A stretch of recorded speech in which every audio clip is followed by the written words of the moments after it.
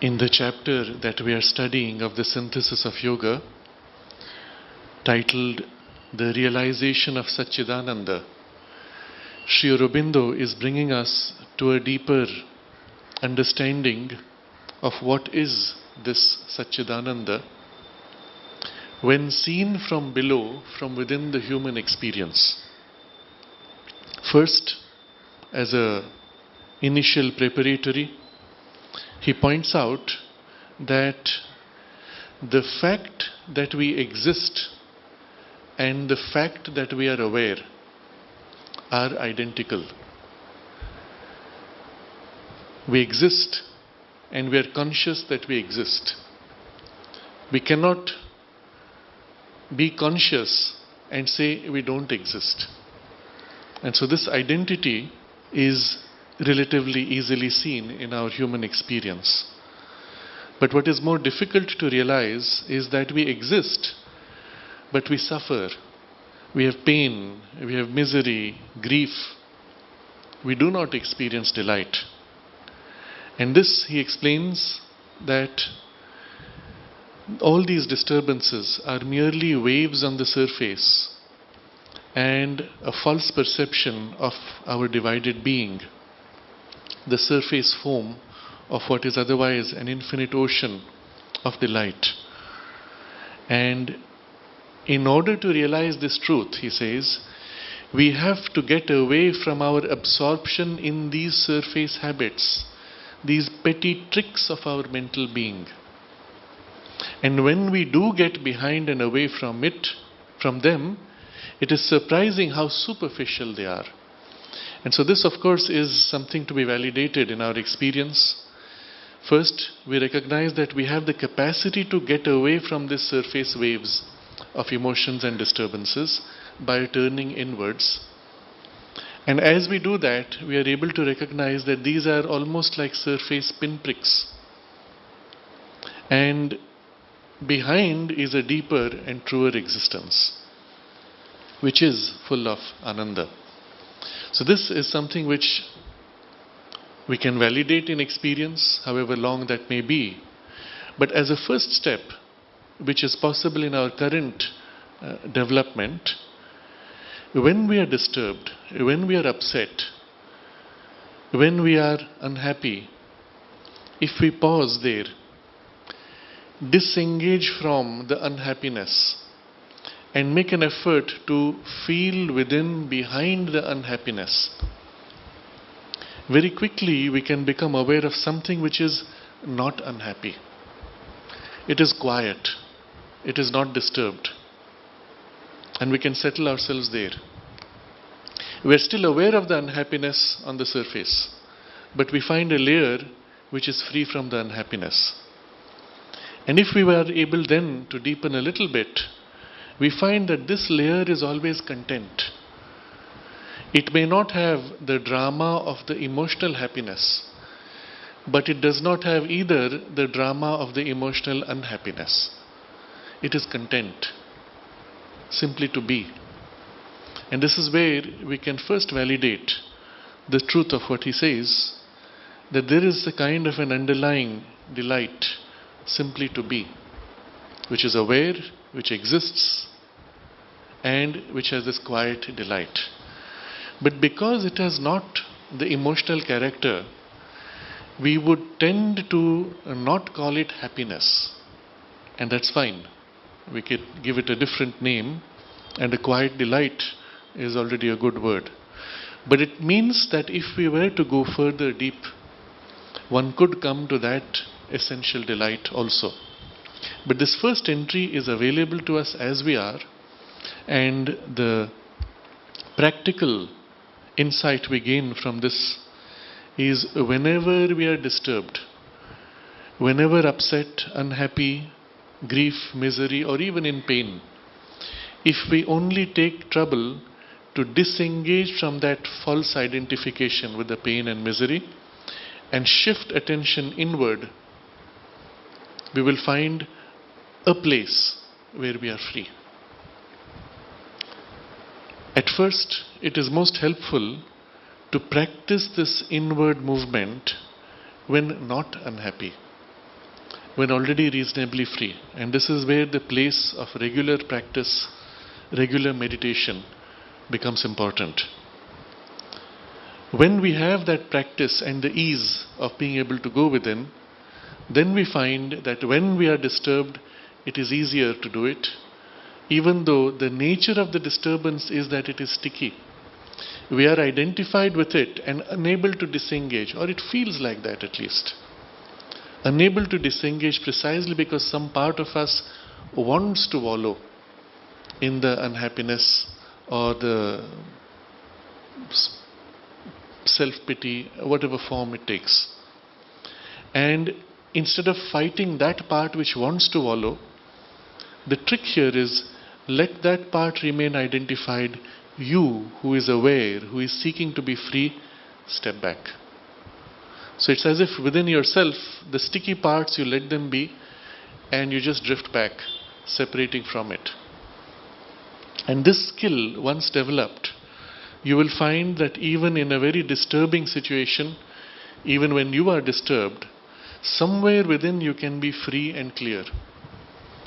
And later from there one can bring that freedom and clarity into the rest on the surface and everything changes. Often instantaneously, otherwise very quickly. But this is already suggestive of the fact that within us there are many parts and many layers. And so now in this paragraph which we are beginning, Sri Aurobindo is describing these from the perspective of pure consciousness of Chit. So remember, he is preparing us to understand the nature of the Chit. And so first we start with what we are aware of. And within us we find many levels. He discusses these as variations of essential and pure consciousness, which is Chit. And then he describes the many layers within. And it's a fascinating paragraph. He writes, Chit, the divine consciousness, is not our mental self-awareness. That we shall find to be only a form, a lower and limited mode or movement. So the first thing we realize what it is not. When I say I'm conscious, and we have taken these as examples earlier of consciousness and existence, when I say I'm conscious, that's not the Chit. That's not the divine consciousness. It's not mental self-awareness. So what is it? If I start looking inside me, I will not find it. Because that is not part of my normal range of awareness. And as he will show, there are subnormal ranges, and so many of them. And equally there are supernormal ranges, and so many of them. And the Chit as divine consciousness belongs there. But of the relationship of that with this band of mental awareness is that it is only a form, a lower and limited mode or movement. He has used 4 words. Form, a form, not the, a form. And there are many other forms of it. Lower, limited, mode, okay, and 5, and movement. Now all of these are suggestive of something, of the relationship with the pure Satchidananda. This mind awareness is of a lower grade. And what does that mean? It means it is operating in a consciousness which knows less than what the pure Chit knows. And hence lower. It is less aware, less conscious, both of itself and of everything else. Limited. The scope of its awareness is also a narrow band, a narrow patch. And it's a mode. Meaning it is that, it is made of that, but in a different way of being. And finally, it is a movement which is a lower and limited movement. In other words, this is as if a wave from there, a limited expression of it. Now all of these are symbols, and we can draw a concrete example when we look at the relationship, say, between a pool of water, or let's say an ocean of water, and the vapor above it. We are taught by science that this water is identical in constitution with the vapor. And let's say now it has got cold enough that you have a few icebergs floating on top. And we are taught that it is the same identical substance, which is here vapor, there liquid, and here solid. But what is the difference? The mode of its being. This is what is meant by mode. It is now expressing itself in a different way. And in the same sense, we can take it that all of the creation, all of this cosmos is made of the same one consciousness, expressing itself in different modes. And the mode is experienced by us as if in different densities, different degrees of plasticity, freedom, or completeness. Again, to take the analogy, because mode is still not fully understood when we take these three examples of solid, liquid, and gas. Think of it now as vibratory modes. Let's say we have a radio wave. And what is that? Merely waves of disturbance in some ambient base. So we have waves coming, passing right through us. Another wave of a lower frequency passing right through us. And a wave of a much higher frequency also passing right through us. All of them are equally passing through us. But if here I set up an object which is tuned to one of these frequencies, and this is what happens in a radio when you're tuning it, you are setting an object which begins to resonate at the same frequency as that wave. As that wave comes, it passes right through, but a little bit touches this and it resonates. And when it resonates, it as if meets it in contact. It experiences contact and it takes in more and absorbs more and absorbs more until it starts oscillating more and more intensely, resonating. And at that point, the wave passing is no more passing through. It is as if blocked, it is being absorbed by this.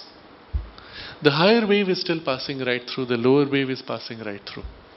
When you tune, you're shifting the resonance of this to a higher or lower, and it now catches that wave and blocks it, or rather absorbs it, and shakes in its frequency. I'm taking this example to show you that all these radio waves are, from an objective perspective, equally dense. Your tuning into them makes them now dense as a concrete impact or transparent, and they pass right through. And all of these frequencies would be described as modes of the radio waves. And so you can look at the whole creation like this. There is one chit, one consciousness, as if at different frequencies, if we use this analogy. Denser, lower, slower, grosser. When your consciousness tunes in to this grade, you experience it in this way. You tune into a different grade, you experience it that way. And we can relate it to an earlier discussion we had, that it is possible for us in our awareness to span all these levels. Focus our attention, let's say, in the mind awareness, we are aware of mental awareness. Shift into emotional awareness, and we feel the full brunt of the emotions and energies passing around within us, around us. Shift into body sensation awareness, and we are conscious of all the things which press upon the body, push and pull it, etc. The awareness itself, shifting grade, shifting mode, so to say, tunes in to what are the same one divine consciousness taking on various degrees of expression. So, this mental awareness is only a form, a lower and limited mode or movement. And now you can see how much sense this makes. The different ways of movement, different grades of movement. As we progress and awaken to the soul in us and things, we shall realize that there is a consciousness also in the plant, in the metal, in the atom, in electricity, in everything that belongs to physical nature. we shall find even that it is not really in all respects a lower or more limited mode than the mental. On the contrary, it is in many inanimate forms more intense, rapid, poignant, though less evolved towards the surface. Now, this is a sentence in two parts which blows away completely our rational, scientific worldview as taught by modern science over the last several hundred years, and gives you a completely different picture. And the more we are able to look at the universe from this perspective, the more we will be able to see, feel, and know it in its deeper nature. So, the first idea is this. We realize that there is consciousness in plant, metal, atom, electricity, and everything in physical nature. How do we realize that? As we progress and awaken to the soul in us and things. So this is part of the normal evolution in the spiritual development. As we become more and more conscious of the soul within us, we equally become conscious of the soul within things.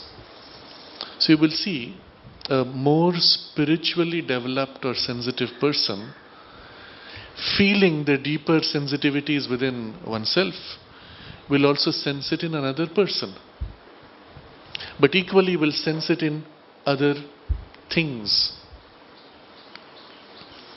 There are people who have a more refined sensitivity to nature, to plants, to energies in nature, and it does not require a great spiritual development for that, but that itself is a step towards a deeper sensitization of one's soul.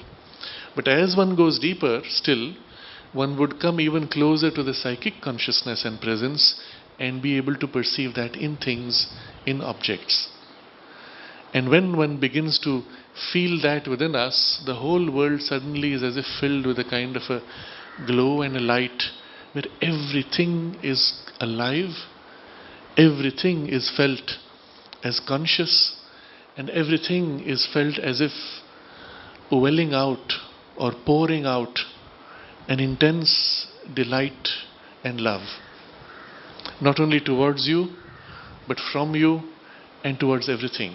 And that's the truer nature of things, of all things, including material objects, plants, animals, and human beings.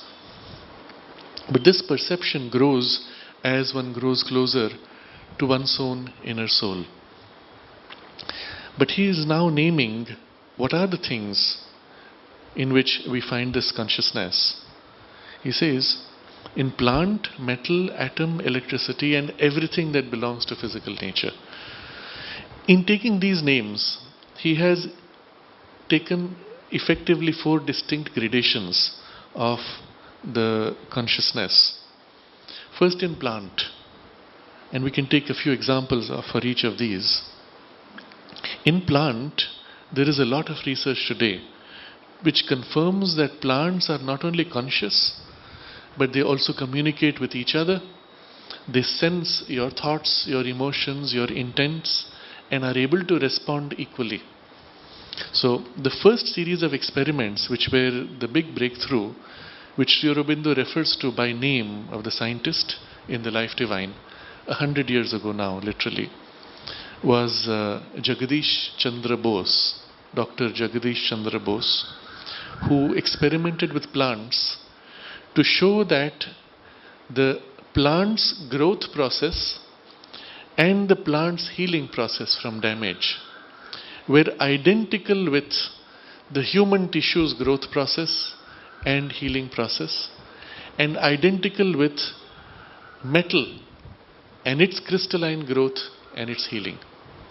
So, just as a quick summary, although we might have mentioned this before many times, if you take a crystal and put it in a supersaturated solution, it very quickly gathers more of material around it and the crystal grows in size, taking on a perfect geometric shape. That process can be measured. Now imagine 100 years ago you did not have electronics. He set up physical devices to measure them. And one of the things he did, he would fix a tiny mirror, shine a beam of light on the mirror and its reflection on a wall far away. And as the mirror moves very slightly from the growth of the crystal or the plant, that point of that beam would move slightly, and he would measure that. And he created many such devices to amplify microscopic molecular movements in metals, in plants, and in human tissue, to be able to measure them. And he showed the graph was like this. When a bamboo shoot grows, it does not grow steadily. Sometimes certain bamboos, they can grow up to 1 foot in a day. Now that's fast compared to other plants, and measurable by these methods. So you see on the light, it moves burst, pause, burst, pause, burst, pause, burst, pause. That's how a plant grows. The crystal structure equally was burst, pause, burst, pause, burst, and the human tissue.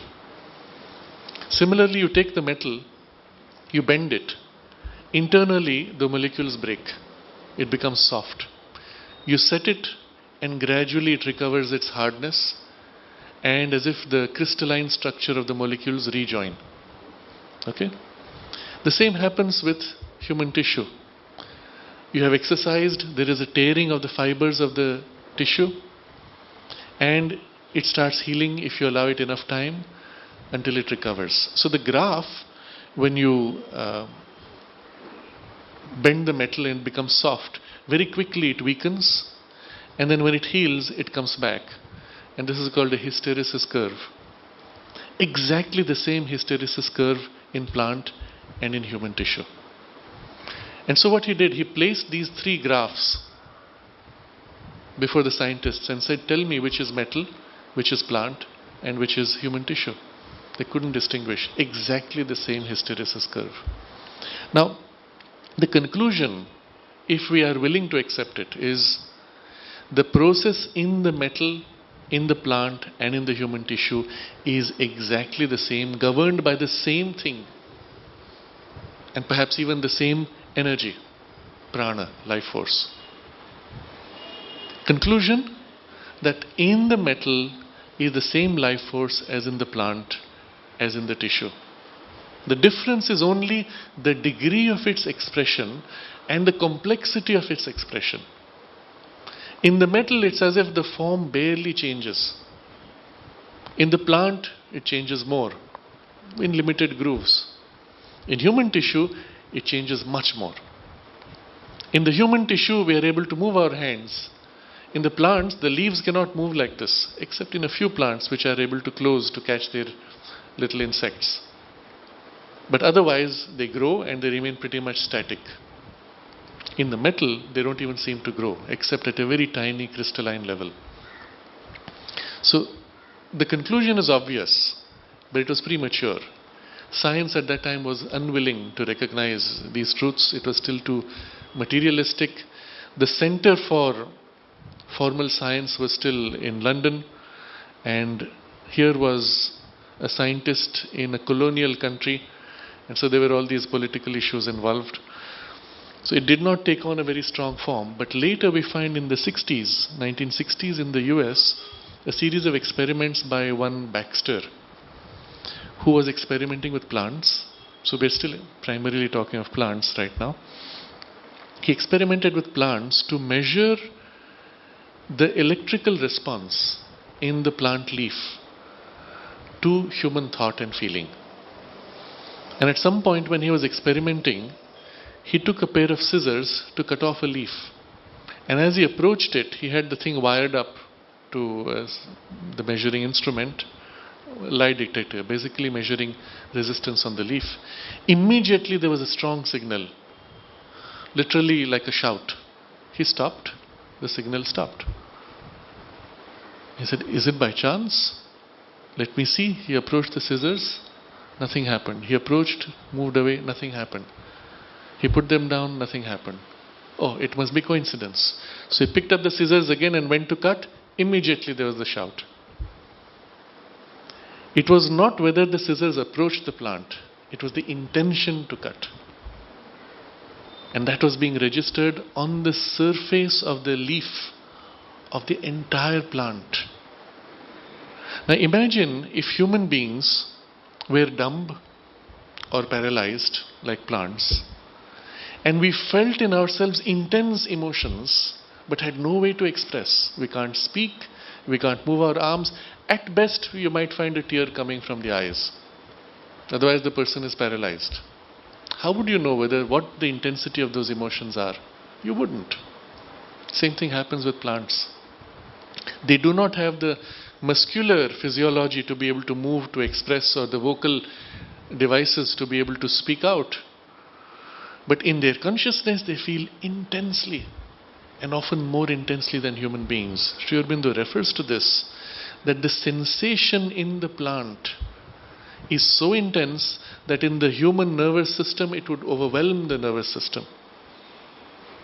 Recall Mother's observation that with each step in evolution, the strength of the previous is dropped in order to develop something new. So from ape to human, the agility, suppleness and strength of the ape was lost in order to develop mind. But from plant to animal, what was lost is precisely the intensity of this sensational consciousness. When the plants feel the sun rising, there's an intense joy which rises. And if there are many plants, you can feel it rising in the entire forest, as if the forest goes reaching out. And when it starts raining, again there's this great joy that comes up, and sometimes it is associated with a smell that rises from the ground. And then when the sun sets, it's the plants are longing for the light, as if trying to catch the last bits of light. And then as the light fades, they go back into their rest, drifting into sleep. If we are able to feel these, we can align ourselves with that.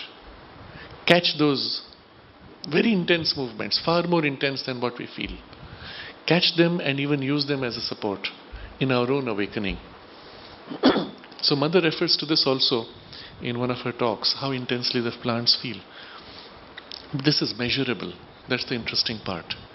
Subsequently, what Baxter did, not only he found the plant could respond to his intention, but the response was based on an emotional connection which did not depend on distance. So once he had felt and the plant had felt him and had bonded emotionally, he left the plant connected to this machine, registering continuously on paper, and then he went for a walk, drove many miles away, and did things, various kinds of experiences, noting the timings. So he went near a lake, relaxed, quiet. He noted the time of quietness. Then went to a roller coaster and had a thrilling, exciting, scary ride, noted the timings. And did a series of experiences involving strong emotions and relaxed states. Coming back, he found the measurements of the plant's response, intense emotional response and quiet periods, matched exactly to the second with his day's experiences. Now imagine how similar this is to a dog. Dogs also respond to your emotions. And there are so many examples today you can see on the videos. They watch a dog with a camera. The owner is far away at work. It's time for him to get up. And the moment the owner turns and thinks of his home and going back, immediately in the home the dog gets up, stares at the door. As the owner approaches, before you can hear the sounds, the dog goes to the window or the door and waiting eagerly. There's a strong telepathic connection where they sense and immediately respond. Well, plants are no different, but their sensational response is far more intense. As in animals, there is a far greater emotional intensity and even emotional purity than in human beings. So, Sri Aurobindo is saying that with this growing awareness, we shall realize that there is a consciousness also in the plant. And here we get a sense of what that can be like. But the plants are much more gentle, much more tender, much more sensitive. I will share here a personal experience. It was at a time when I was consciously training to be able to feel the consciousness in plants. And I did this over many weeks. But then I was in a special concentrated retreat for about 2 days. 2 or 3 days, I don't remember now. And maybe on the second or third day, I was in the garden. I was going to different places, feeling, connecting with the plants. And I stood before this tree. And literally there was the sense of seeing, feeling, experiencing, because it's no more physically sensory, of a conscious being, very old. The tree must have been several hundred years old, but a very aged being. It had, in the mind it evoked a certain image, but the image is not important. It was the sense of wisdom. And then, this is the thing which I had never experienced before. So quiet, so still as to be, if I had to use a phrase, at least 100 times, maybe 1,000 times more still than the human sensation, emotion or energy. And it was astounding to experience that, because one could never have imagined something like this. It was just there, quiet and still. And through its branches which leaned in my direction, there was as if a gentle movement like this. As if nodding, sharing or caressing, blessing. The feel was just so quiet, tender, simple.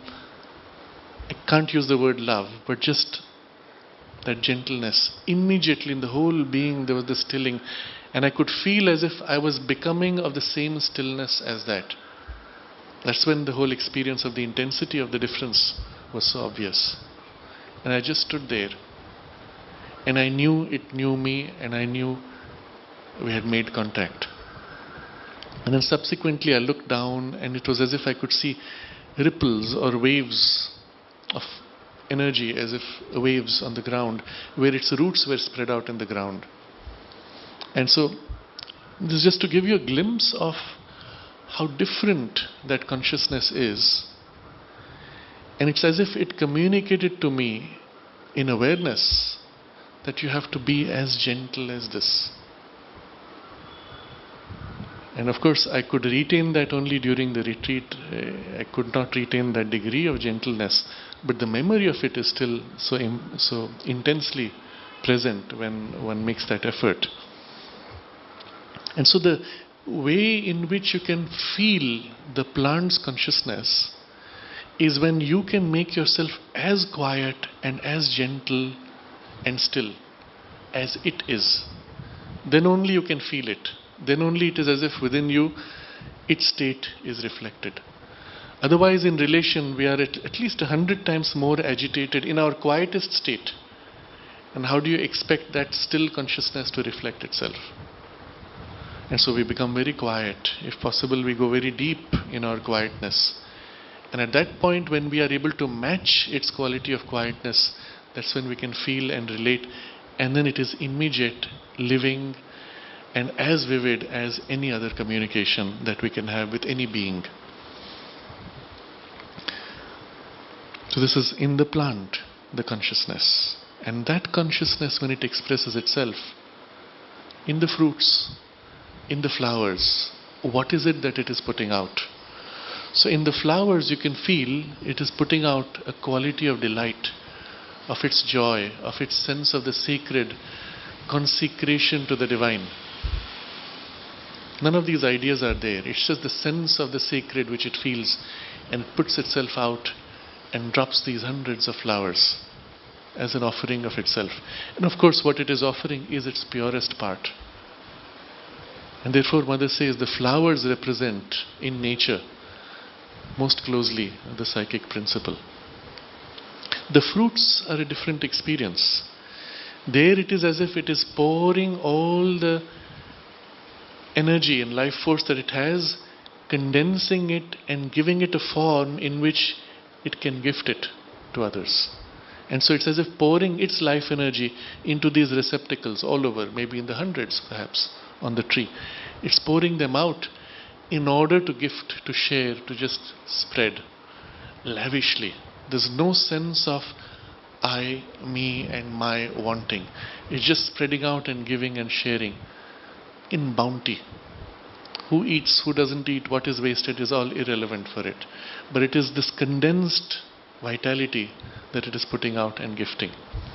Necessarily, the quality of that condensed vitality corresponds to the quality of the energy of that plant. The quality of the flower that it expresses also corresponds to that. And so there's a deep connection in these things. Just as Mother has named the flowers for their psychological character, so too in the fruit you will find something corresponding of the similar vibration. And when you take the fruit from the tree in this way, Mother describes in Japan, when she would go into the kitchen garden, some of the plants would offer their vegetables and say, "Here, take me, take me." And others would say, not yet, I'm not ready." And they want to give you the best of themselves. And if you're sensitive, you can feel that. And when you receive with gratitude, the plant is happy that it could give you this gift of nourishment. As the flowers also, when you take them and take them for this expression, to place it, offer it to the divine, give it a form which is fulfilling its offering to the sacred, the flowers are happy and the plants equally feel that. So it is a whole different world that we can enter into. And when tuned into that world, the normal human emotions are so violent as to be almost unbearable. And you'll find people who live in that consciousness with the plants, especially who have that sensitivity, they become so gentle. They find it difficult to adapt to normal human beings.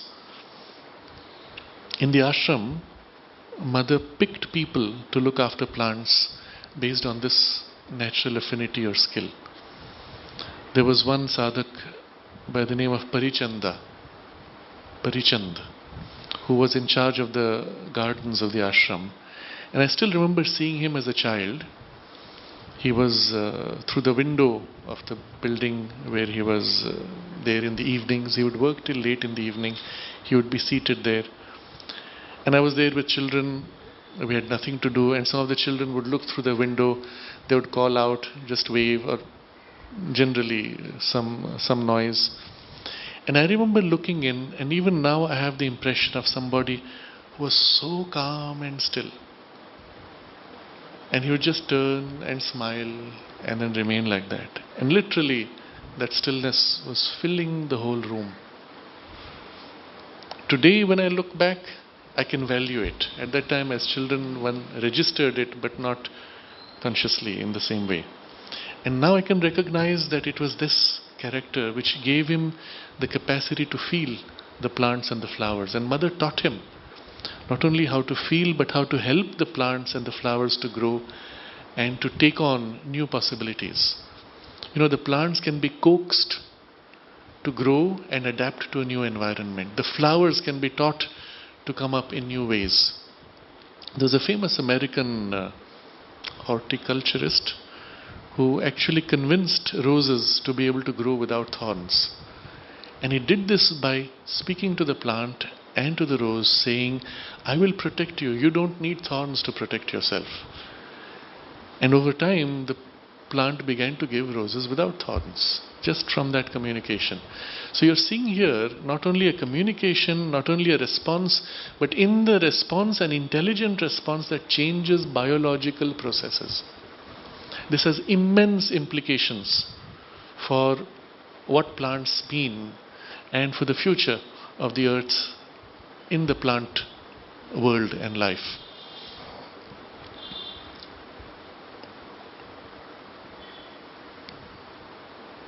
So I suppose that's all that comes to me right now regarding plants, but you get a feel already of such a different quality of consciousness.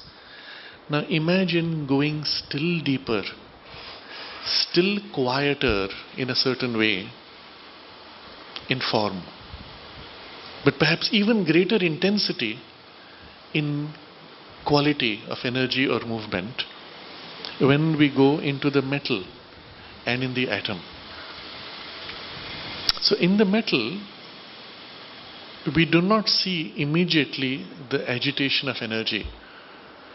we do see the rigidity and firmness of the energy, which gives to the metal that particular quality. But if we go down to the level of the atom, then science is able to recognize there is an enormous whirling rapid movement in the atomic structure itself. In the molecular structure of the metal, at best what we are able to see through the electron microscopes is a shaking. Every molecule is shaking, every atom within the molecules is vibrating. As you heat it up, the vibration seems to increase. This is observable. But that shows that something is happening in the solidity and stillness which is apparent in the quality of the metal. Underlying that, there is a certain great force which is in constant movement in the atom that is seen to be immediately present as the whirling in the electrons in the nucleus, and there's a whole continuous dynamic of such intensity that you cannot break it. It has such a power. In order to break it, you need a huge amount of power, and when you break it, you find 1,000,000 times greater power released. That shows you the amount of intense energy power that is there in the atom. So it has sort of not only a huge energy, it has a resistance to being broken, to be shaken, and it has its own grade of consciousness. That consciousness is not primarily turned to looking out. Already in the plant, it is a very different feeling. But in the metal, in the animal, in the atom, it is much more inwardly turned. And if you were to identify with its movement of the whirling of the atom, of the electrons, it would be as if a great delight in going, what fun this is. Something like that. You see little children playing in the playground. They'll run around screaming like crazy. So much fun. But their scream is not directed at you. They don't care whether you're looking at them or not. It's just the joy that they are experiencing in themselves, which incidentally happens to be thrown out in that scream and the run, because as if they are enjoying the sense of intensity of expression through their senses. But the whole attention is turned inwards to enjoying that intensity. Okay? It's something like that in the atom, that the primary turn is inward and its delight of the whirl. And of far greater intensity, though much more quiet as seen from outside. So, and finally in electricity. And he says in all these inanimate forms it is more intense, more rapid, more poignant. 3 words. And you can see how these are reflected on these levels. The last is this electricity. And electricity is, Sri Aurobindo expresses elsewhere, as if the densest grade of expression of prana in the material world. Rather, the subtlest in the material world from below, from the pranic world, the densest grade as it touches the physical world. And wherever you have prana in the physical domain, you will find electricity playing out in some form or other. Lightning in the sky is one of the extraordinary phenomena that to this day science cannot explain. Yes, you can open your textbooks, you will find explanations given, but the explanations do not match the observations. They tell you in the explanation there is an updraft of air, there is a downdraft of air, or 2 layers of air moving against each other creates a friction, and that creates electricity. How does friction create electricity? Not explained. But the reality is, when we send out tiny balloons into the clouds where there is lightning, we do not measure these rapid movements of air. The movement or flow of air is so slow it cannot explain the build-up of high voltage. Something else is happening which we do not yet understand. And those who have developed an occult knowledge or capacity of relating to the weather are able to control it. You will recall Mother narrating how Monsieur Théon, with whom she was studying occultism, he had the capacity to direct lightning at will. I recall reading in another book of a Native American healer by the name of Rolling Thunder. He had a natural affinity with thunder, lightning, and rain, and so his name was Rolling Thunder. And he demonstrated to the author, an American, white American, his relationship with this. And he took I think it was a beetle which is associated with rain. He flipped it upside down. Perhaps he used some words, I don't remember, some mantra perhaps. But then he took a feather and tickled the belly of the beetle. And every time that he tickled the belly, there was lightning. Simultaneously, instantaneously. Crick, crick, and bram, bram. Instantly. It was literally tickling the belly of the beetle, which was creating or connected to a massive aerial phenomenon on that scale of millions of volts. And he did it so often you could see the correspondence was exact. It was not just a coincidence a few times. And it shows how many of these occult systems, they observed these connections from an inner consciousness like this, where you can see and know and feel these connections, and then formulated those in these, formulas, giving form to that connection, and then leveraged them for so many different things, to create rain, to modify various processes. But to them, they were relating to the beings involved in the lightning, in the rain, in the thunder, through this means. And so, once you are in consciousness, in connection, you can use a device like this, or, as for example, you want the dog to behave himself, you offer him a biscuit. That's a device. The dog is happy to eat. After that, he is friendly with you because he knows you're someone who will give him food. Or you can simply pat the dog. Again, a device to reach out and touch. Or, without physical movement, you simply give your love in a way that the dog feels intensely and he comes to you with joy. At that point, you have done nothing physically. There's a direct, energetic, emotional, intentional connection. And exactly the same thing when relating to the beings of the lightning, thunder, rain. You could go through a process, you could do this ritual, you could repeat this mantra and so on and have the result. Or you could simply connect directly and intend. And they might respond or not, depending on the relationship. So maybe we digress a little bit with examples, but it's worth it here. Mother used to do this. She had a relationship with rain, and she had made an arrangement that overall in Pondicherry, in the region of the ashram's activities, the rains would come only at night. Except under exceptional situations, it would rain in the day. And we've seen that continuing over the decades afterwards. But at times when there was a special stormy situation, you would have rains during the day. But if it disturbed the work, Mother had instructed that she should be informed.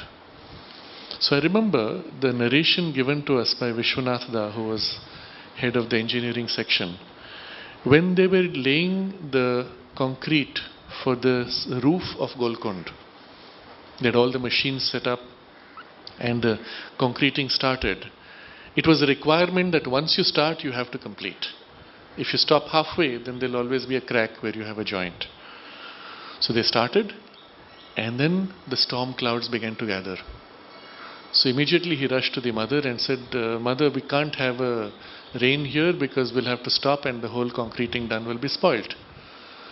So Mother said, all right. The rain gods listen to Sri Aurobindo much more than to me. So she went and informed Sri Aurobindo.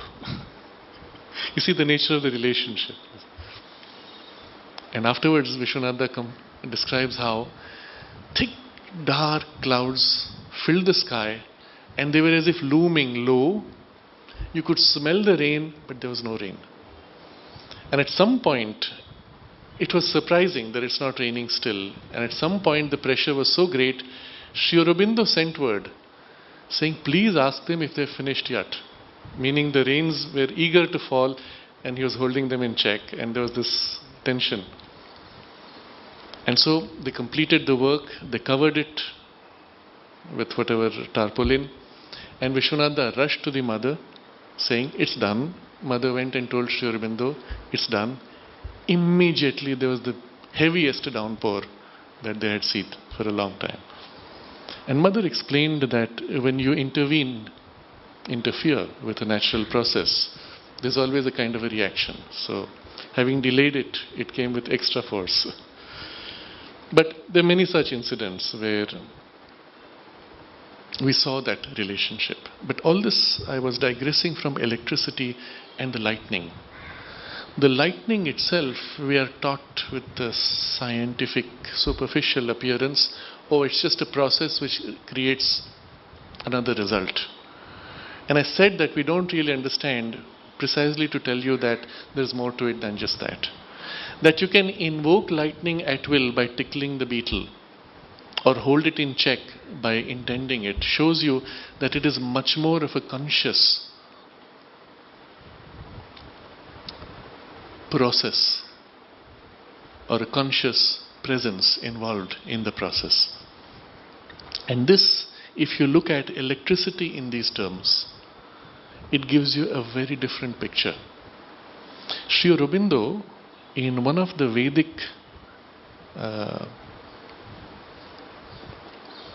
in one of his Vedic commentaries, associates electricity with the principle of delight of the Satchidananda. And I don't remember now the exact lines, but in that association, the idea is that it is that which is the basis for sensation in the body. So when your fingers touch, what is it that carries the sensation all the way to the mental consciousness primarily rooted in the brain? The whole connection is electric. In other words, in the physical body, biology, the electricity serves the purpose of carrying the sensations and the character of the delight in the body and connecting and expressing that. So it goes both ways. Not only the sensations which are enjoyed are registered through the electrical impulse, equally when we will something to express ourselves, it goes through that same electrical process. And when seen in that way, in the physical domain, electricity is something which is almost non-material, approaching the character of pure force of prana, but also that which can convey most effectively the full free play of sensation or joy. You notice in all our communication systems, that's what we rely on. That's our sensation, that's our communication. That's how we are able to communicate even our emotions across great distances. Electricity becomes that point where in pure matter it is able to respond to sensation, emotion, or the principle of delight. So in the pure force of electricity, if you have ever had a shock, the experience is something which enters the body and intensely spreads out into your body to such a degree of intensity that your nervous system is overwhelmed and your body starts shaking. Now I've played with this sometimes by accident, also by conscious choice. So by accident, the first few times that I had a shock, my finger touched the plug. As a child, I was doing some experiments. I touched the plug and wham! It was as if something had slammed, filling your entire arm with a great force, but a force of play going wow, like that. And later, I was playing with high voltages where you can control how much penetrates into the body. So at high frequencies, it doesn't penetrate. But when you touch it, it is like a buzzing sensation filling the whole body, and it creates a very nice feeling. And it has even a pleasant sensation. It fills the whole body with a kind of a tingling sensation. Of course, as long as you remain within safe regions. Nikola Tesla did a series of experiments with electricity as if removing the electron component of the electricity until it was pure force. And he got something which was emerging from his wires at very high voltages, high frequencies, which had almost a gaseous character. And when he put it on his body as a way of healing, he describes how the whole body feels so light, so free, and there is in the body a kind of a calm and a joy. And if you continue to put it, after a while the body goes into deep sleep, very deep, and when it wakes up, it is as if fresh, feeling newborn. And it is just pure electricity, no violence in it, just high voltage without the disturbance of agitation. So I'm giving you these things as examples to show you that what Sri Aurobindo is saying here has a tangible correspondence in our experience. As we progress and awaken to the soul in us and things, we shall realize that there is a consciousness also in the plant, in metal, in the atom, in electricity, in everything that belongs to physical nature. And if the implication which I am saying for humanity is this, if we can tap into that consciousness, if we can relate to it, it can reveal its secrets to us. Mother describes how she went to the plant in Japan, and it was the plant of the spring blossom, the cherry blossom, which blooms in spring. And when she went to the plant, looked at the flowers, she said it was as if the plants and flowers revealed to her their medicinal properties. And she knew everything that was needed about that. And the same would apply of plant, of metal, of atom, of electricity. You can literally enter in relation with and ask or seek to know, and they reveal themselves and teach you how to master them, how to use them, or how to effectively do whatever it is that you wish to. So this, I think it was Martin Gardner, the one who convinced the plant, the roses to grow without thorns. I think that's the name. So he had the skill that he would, in 2 generations, create hybrid plants with unusual qualities, flowers with unusual colors, shapes, etc., sizes. In a single generation sometimes 2. And his method was this. He would plant many seeds, a very large number. As they sprouted, he would walk through them and remove those which were not what he wanted.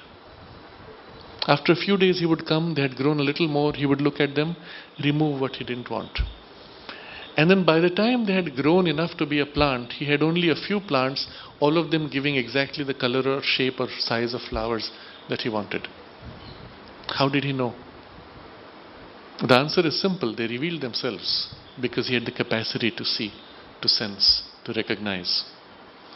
And at some time, there was a massive earthquake in his area. Because of the shaking, all the glass panes of all the houses in nearby towns had broken. He had an entire greenhouse with glass panes. Not one glass had cracked. And so people thought this man was practicing magic or witchcraft. But he said very simply, I'm in tune with nature. And so nature also collaborates with me. He knew it, he could feel it.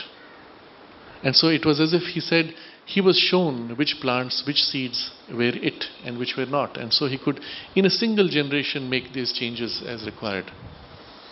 This is a glimpse of what is possible. Taking it to its extreme, you could take a material object, metal, or any other substance, and relating to it, it would reveal all its secrets.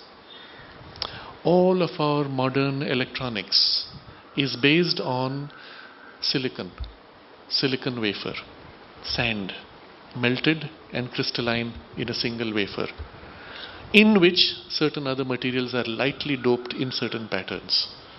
That knowledge you could never have guessed. You could have experimented for 1,000,000 years with different combinations and not perhaps have found this. How did that first discovery take place? Somewhere you are helped. If nothing else, by divine intuition or grace, which gives you, suggests, or what appears to be an accident. Oh, unexpectedly something is discovered. All the great breakthroughs of this kind take place like this. But you do not have to wait for something to work through you as an unconscious instrument. You could take the material and seek to know, and it would reveal all of its uses and possibilities. How far that goes, potentially without limits. In fact, so much has already been discovered which is still suppressed. The same silicon wafer we use as solar cells to convert light into electricity. The same silicon wafer, differently used, I had read, I think in 1998 or 99, was used to broadcast a microwave radar. Now imagine what that means. If this was converted into open technology, you have a little device like this, which is a sheet of melted sand, doped in various ways, shaped in various ways. You're holding it in your hand. You can place it on your arm. It can beam waves, measure the waves, and give you a picture, an entire three-dimensional X-ray of what is inside, live as you move it around. You can look inside the body. This technology exists. The potential for use, misuse is so great it is suppressed. But this has been done in 98. And the whole thing would be a single wafer block. You can see where this is going. Any material taken, one could draw from it innumerable possibilities. And the technology would not involve putting together components. It would be a single block, differently modified by various processes. Solid, no moving parts, and being able to do extraordinary things. This is the direction a scientist with that deeper consciousness could rapidly take our exploration of matter. So, consciousness in plant, in metals, in the atom, in electricity, in everything that belongs to physical nature. So for us, what this means is everything we have to look at as having underlying consciousness. And then he tells us, in case we misunderstand, that consciousness is not in any way less than you. He says, we shall find even that it is not really in all respects a lower or more limited mode than the mental. In other words, it is often of the same grade as your mental consciousness. It is not lower than your mental, not more limited than your mental. On the contrary, it is in many inanimate forms, and he puts quote marks around inanimate, meaning you think it's inanimate, actually it's not.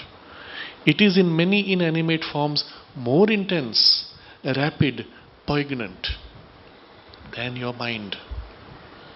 So as we took a few examples, in the plant it is much more intense in the sensational consciousness. In the atom it is much more powerful, humongously more powerful in energy, in intensity with which it binds itself in its self-obsessed, introverted whirl. This is what Sri Aurobindo describes, not these words, in the Life Divine, where he says, in the subatomic particle, it is the same Satchidananda now choosing to limit itself into a trance of its own self-awareness, enjoying its delight in that limited self-awareness. That becomes what to us appears as a particle. But it is the same Satchidananda. The same particle turning its awareness outward would now turn to expression. Turning partially outward turns partially to expression. What does this mean? That Satchidananda, which is now appearing to us as so-called inanimate subatomic particle, atom, matter, objects, stone, as it turns more and more gradually outward, primarily inward, gradually more and more outward, and begins to express, choosing to express itself, we have the engagement. This particle is attracted to that particle. This arrangement of particles now reveals a new quality, another quality, and gradually building what we call evolution.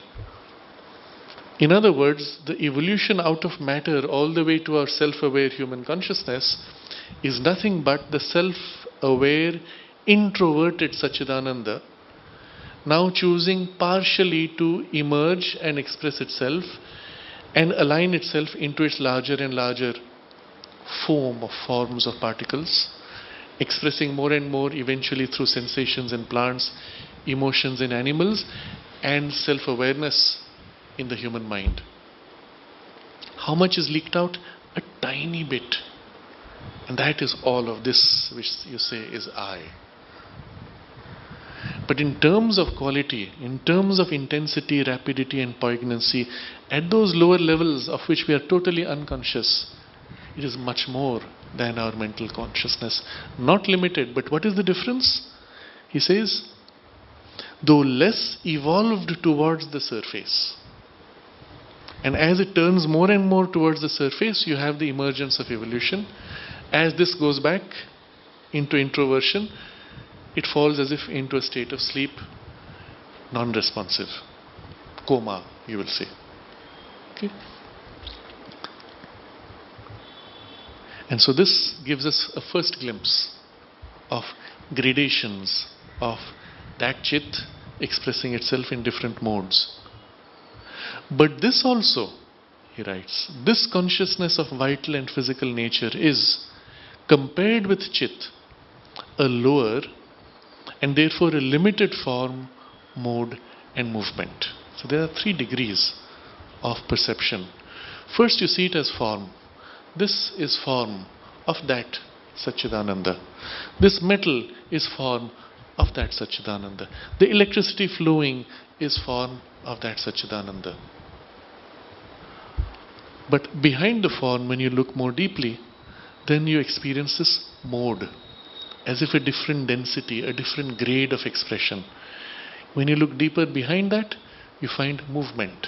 The example I gave of frequencies, they're all equivalent. The difference is only this has a lower frequency, that has a higher frequency.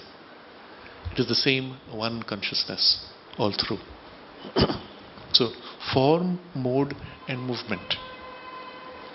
These lower modes of consciousness are the conscious stuff of inferior planes in one indivisible existence. In other words, all cosmos is one existence without division.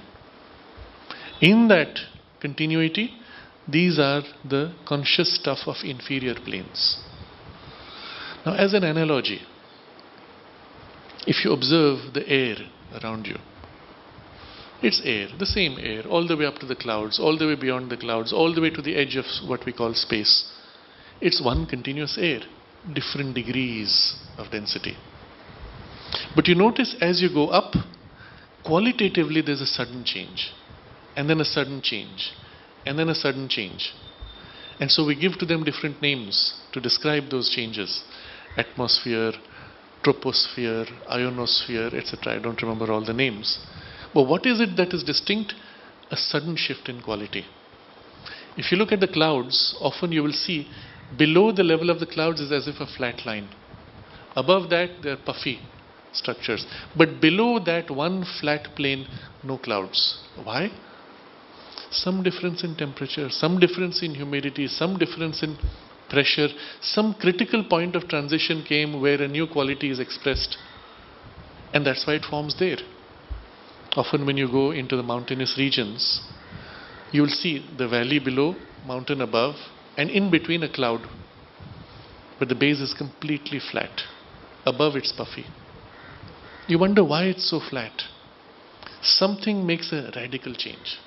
And if you observe carefully, it's very interesting. You'll see the cloud is as if fading, dissipating below. Fine threads, tendrils fade out below, and it's no more seen. It becomes invisible. Something is descending continuously, but it ceases to be cloud when it crosses that barrier. Something like that in the continuity of consciousness. It is one consciousness without break. But as you proceed in different gradations of frequencies or degrees or modes, suddenly the change is drastic enough that there's a distinctly new quality. And then again a distinctly new quality and a distinctly new quality. And that's when we say, this is gross matter, this is subtle matter, this is vital, this is lower vital, higher vital, mental, and so on. But it is one continuous consciousness. And then, this is of course looking at the cosmos, and immediately we turn to ourselves.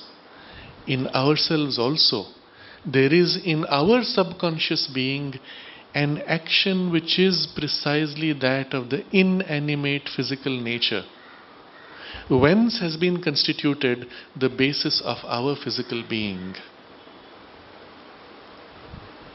So, if it is existing there in nature, all these gradations, we look into ourselves, well, the material which made our body has still the consciousness which you see in electricity, in the atoms, in the molecules, in the different substances. Because that's what has made your body. First level. Then he says, that is inanimate. So, scientists will speak of, your blood has too little calcium. When you look at the calcium molecule, it is similar to any calcium in the stone, except it's now in your blood. But what it does in the stone, it is doing now in your blood. Inanimate, apparently, but something is different. So again, going back to that book, Rolling Thunder, towards the end of the book, there's a very interesting passage where this medicine man is looking at the future, and he says to the white American, your science is on the brink of a breakthrough. It's going to happen very soon. They will realize that the same chemicals in the body are different from the same chemicals in nature. That is, inanimate form in the stone and the same chemical molecule in the biology in inanimate form. Okay? There's a difference. And the author says soon after he actually saw in a conference a discussion about how although the chemical structure is same, there's something different which is measurable. And the truth of this we are able to recognize in various now experiments which show that the crystalline character of these molecules responds to our thoughts and emotions.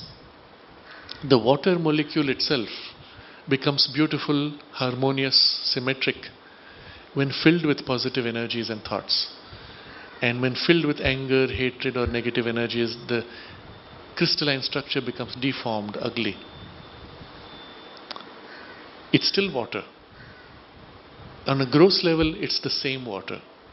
But somewhere inside there's a qualitative difference in the way its consciousness receives or responds to you. And the same happens to the chemicals that go into the gross physical biology of our body. The calcium in your bones is fundamentally different from the calcium out there, though in chemistry it will behave the same way. There's something has changed which has become different. And so increasingly modern science speaks of organic molecules versus inorganic molecules. The same calcium taken through plant source or through milk has an organic character versus the inorganic powder which you might get from chalk in nature. And now they say the body can absorb more easily when it's organic form rather than inorganic form, and so on. But these are distinctions we are trying to measure with instruments which are still too crude. In consciousness terms, you can immediately feel this is more alive, more awake, more conscious, more responsive. And so when you take it, it responds, you respond, and it merges quickly into your body. So, precisely that of the inanimate physical nature, whence has been constituted the basis of our physical being. But that's only one level. Next. Another layer, which is that of plant life. The same grade corresponds within us. And another, which is that of the lower animal creation around us. So now suddenly we realize not only in the universe these gradations exist, correspondingly within us all those gradations are intact. And we are like the tip of the iceberg in the conscious mind sitting on top and saying I, sitting on this machinery which has all these gradations down to the most material, gross, dense, inanimate matter. And now he's reminding of the other two levels. Above inanimate matter, the plant level correspondingly in us, and the lower animal. In other words, that which I described of the plant consciousness, there is something in our physical nature corresponding to that vibration and that characteristic. And if we can give a chance for that part to enter in resonance with the trees around us, it can very quickly set it in harmony, in alignment, and heal our illness. Mother recommends this exercise. She says you sit with your back to a large tree. Especially if it's a large tree, it has a strong, deep, rich vitality. You rest there and relax, and as if you let your energy join with the tree. And it's as if the sap of the tree, not just physical sap, the vitality of the tree, enters your body and brings into it the alignment, stillness, and healing necessary. Otherwise, what happens? Our agitation of thoughts and emotions very quickly disrupt the natural balance of these levels and their natural rhythms, which have been built up over millions of years, which they seek or which they need for our physical health. And when those are disrupted, that is what we call illness. The word in Sanskrit for health, well-being, is swasthya. Literally, well-being is a translation of that. Su, good. Us being established. Being established in wellness. Okay? What does that mean? What is wellness? Harmony. When everything is in perfect alignment with everything else. Being established in harmony. That is good health. Right? The breakdown of the harmony is ill health. That's all there is to it. What brings you back into harmony? Not you. We do nothing to bring ourselves back in harmony. Everything we do is to break the harmony. Even when you try to set yourself right, oh, I am so sick, I have to take medicine, I have to do this. What are you doing? You're exaggerating the disturbance. What do you do when you need to rest and recover the harmony? You switch off yourself. You go to sleep. Isn't it? Who brings back the harmony? Not you. In other words, the things themselves which are out of harmony bring themselves back in harmony if you allow them and if you don't keep breaking the harmony by your interference. And that's why sleep is so important. But the same thing could be done consciously. If you choose consciously to bring yourself in stillness and quiet, turn inwards to or above to the source of the harmony, invoke and evoke that, let it fill you, and it can very quickly replenish. Mother describes how ultimately that which heals us and brings back the harmony and the regeneration and freshness in the body and the mind is the touch of the Satchidananda. And she says, when you go to sleep, there's a long passage in which a part of you, and it's only a part, remember, a part of you is wandering inwards deeper and deeper, and the whole process of sleep is really that going in, and then briefly it touches the Satchidananda, sometimes for a few seconds, and then immediately returns, and the rest of the sleep is the return journey. And those 3 or 4 seconds of contact with the Satchidananda is what regenerates the whole being, brings back the harmony, brings back the healing, and makes you feel fresh when you wake up. Now again, we can discuss the implications of this. First implication, the actual thing which does it is a few seconds. All the rest is support and preparation. So if you have the skill, you can reduce enormously the sleep time. Mother writes in a letter to Andre, her son. This was in the late 20s, 1920s, early 30s. She writes, for the last 15 years that I've been here, that was since she came back from Japan, I have not slept at night. I don't even have a bed. I sit on a couch for about 15 minutes, going into deep trance, all the way to the Satchidananda, coming back in 15 minutes, and that's it. The full regeneration necessary from sleep is achieved. There was one more person, extraordinary person in history, who had something of this capacity. He slept 4 times a day, 15 minutes each. All the rest he was working with full intensity of genius in every field of knowledge. And that was Leonardo da Vinci. Every field he touched and broke through and set the type of the modern mind. And that was, of course, as you know, a special emanation of Sri Aurobindo. But that capacity, 15 minutes regenerate 4 times in a day. That's it.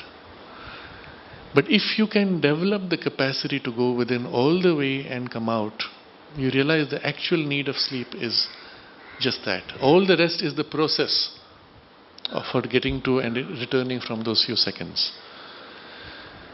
The second implication is that process going within and coming out can be greatly assisted by the state in which you enter the sleep.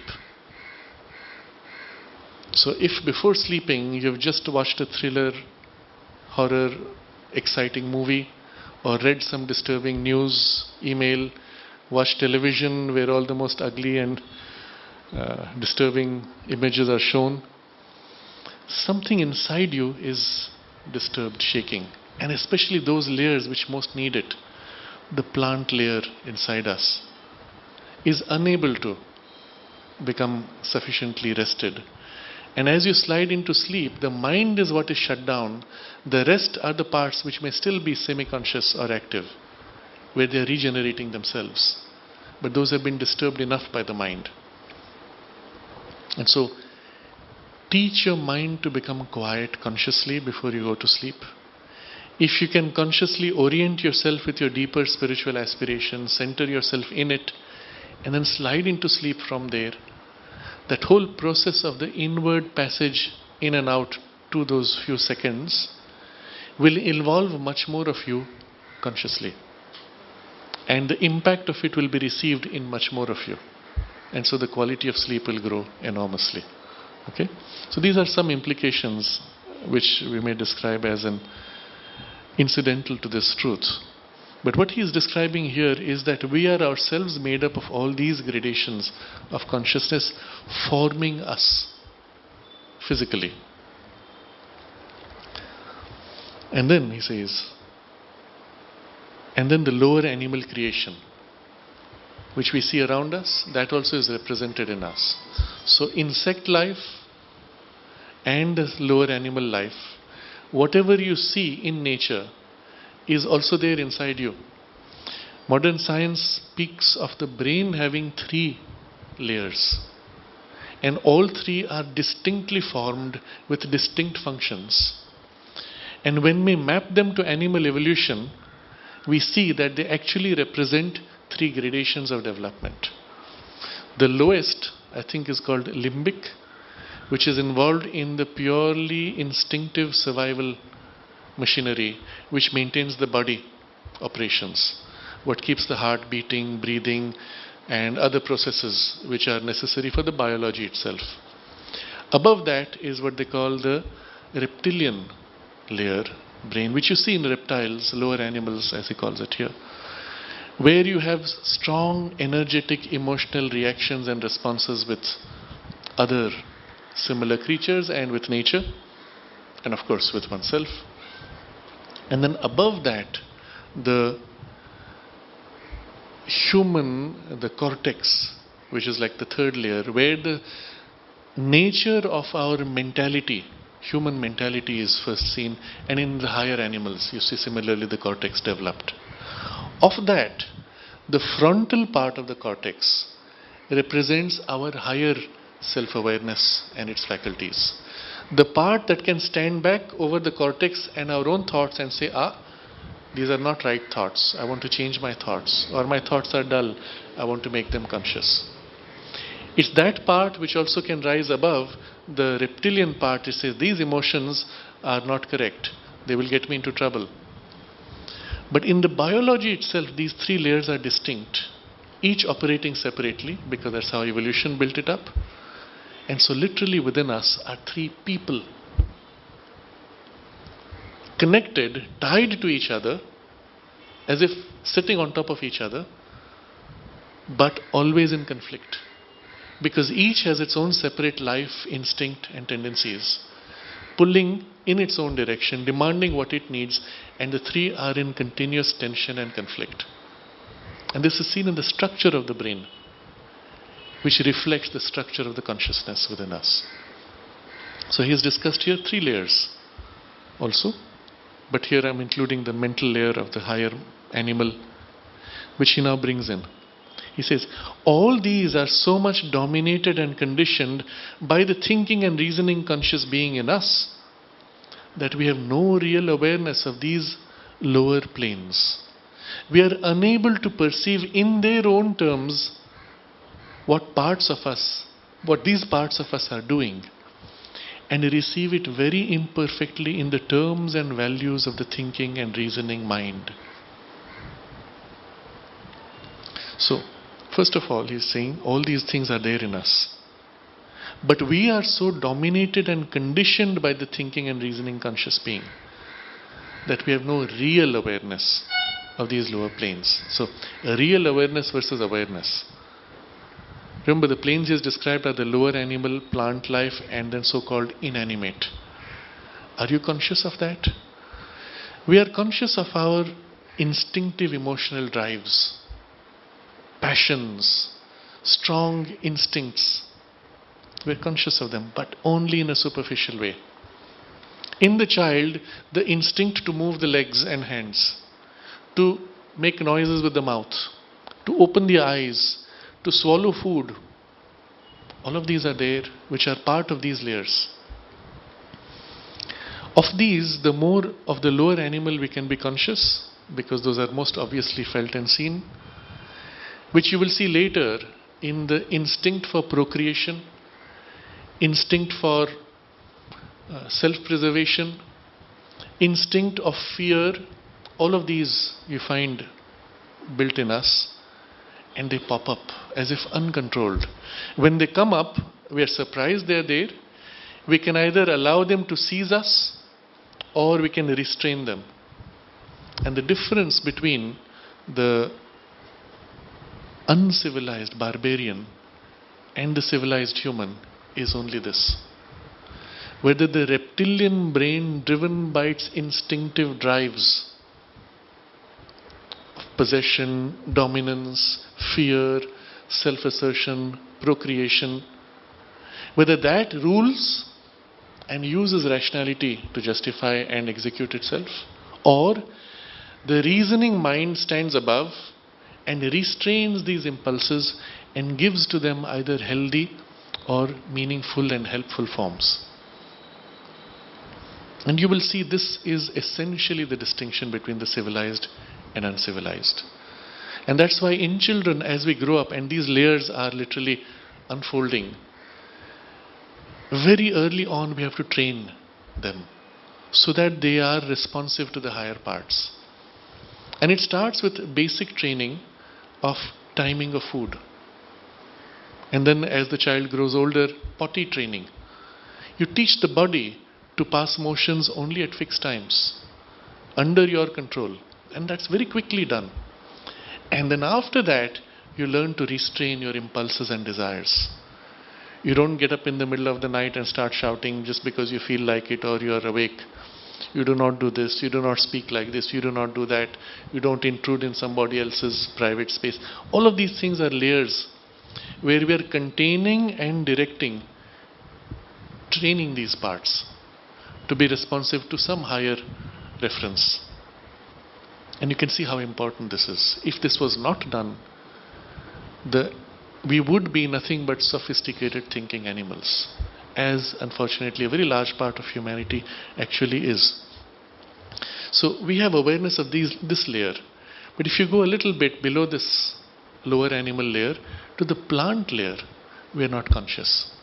It is in this layer that the body is growing and regenerating itself.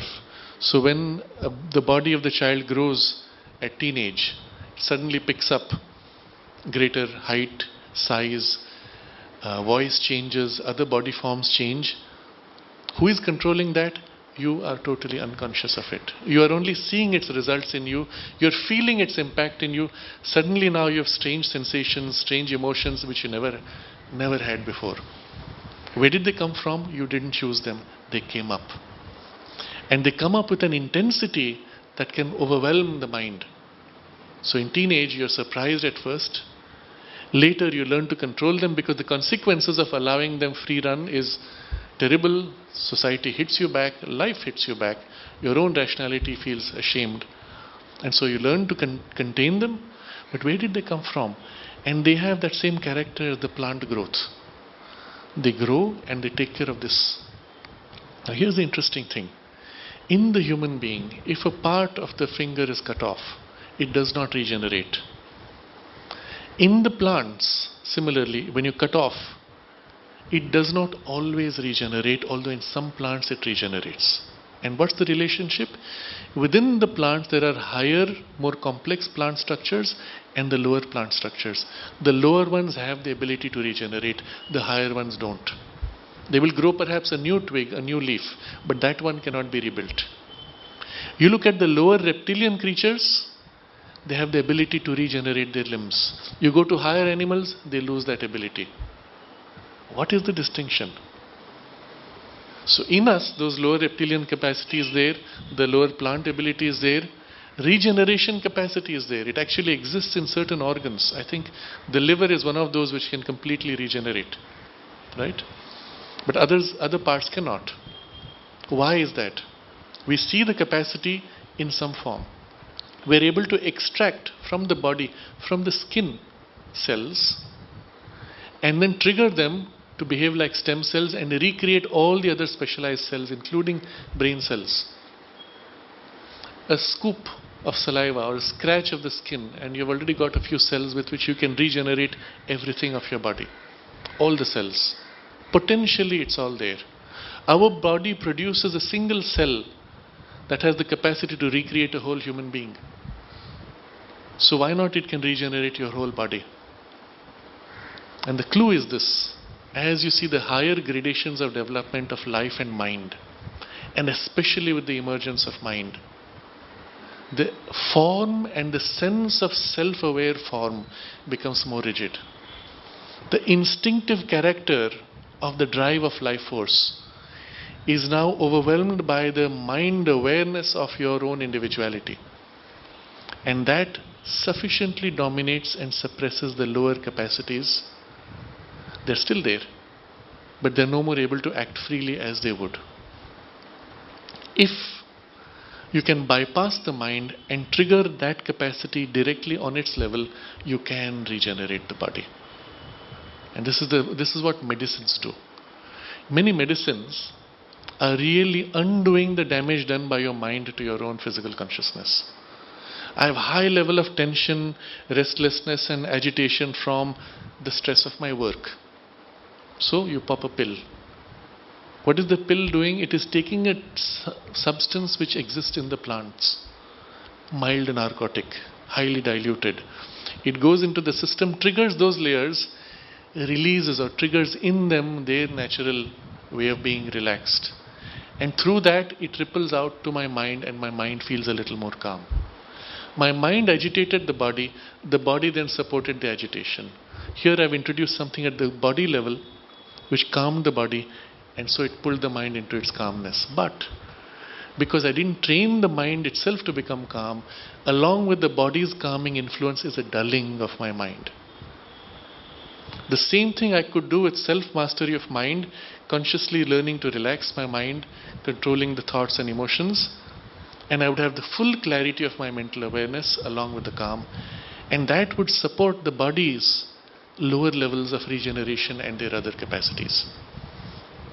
It's interesting to see in the Ayurvedic system, they have a method of body regeneration called Kaya Kalpa. And there are many variations to it, various degrees. All of them involve taking certain medications, but then staying in complete darkness for a number of days without any movement, in a completely relaxed state. And of course, what do you do in that state? Your mind goes crazy. Well, you're taught to be prayerful, quiet, relaxed. And that's the only thing you can do. Pray. And so that allows you to be in a relaxed and receptive state for also higher influences to act. But more than anything else, for your mind not to continue to damage these lower layers and put them in disequilibrium. And then the medication supports the regeneration on those levels. And the result is, when you come out of that, depending on how bad your body was, even people who had their teeth lost regain their teeth, hair turns black, the body becomes youthful again, and eyesight and everything is restored. The point I'm making is, during that passage, you are as if entirely quiet, or even during a certain period you are unconscious or semi-conscious.